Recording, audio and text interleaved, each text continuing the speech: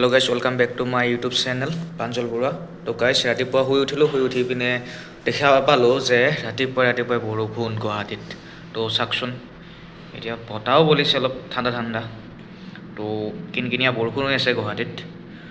তো গাইজ আপোনালোকক ওপৰৰ পৰা অলপ দেখাই আছোঁ কেনেকুৱা এটা পৰিৱেশ, চাই থাকক। তো আজি বতৰটোত বৰষুণ চলি আছে।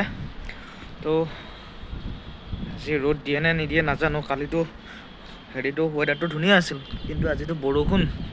এতিয়া তাকে ভাবিছোঁ।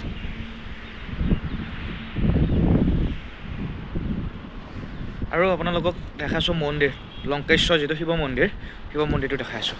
আৰু এইফালে আপোনালোকে চাব পাৰিব, ইয়াত ধুনীয়া খেতি কৰিছে মানে। তো সৰু সৰু কণ বিলাহী আছে, এইবিলাক গছ, ফুলৰ গছ। তাৰপাছত এইটো সম্ভৱ জেতুকা গছ হ'ব চাগে, জেতুকা পাত মে' বি।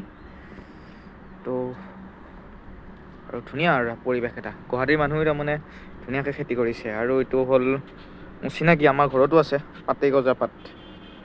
মানে এইটো ৰাতিপুৱা এটা খাব লাগে, আৰু এটা খাই যদি পানীৰ লগত খাই দিয়া হয় মিক্স কৰি কিনে, ধুনীয়া আৰু। তো এইফালে অমিতাৰ গছ আছে, আৰু এইফালে এইটো ৰাতিপুৱা গছ।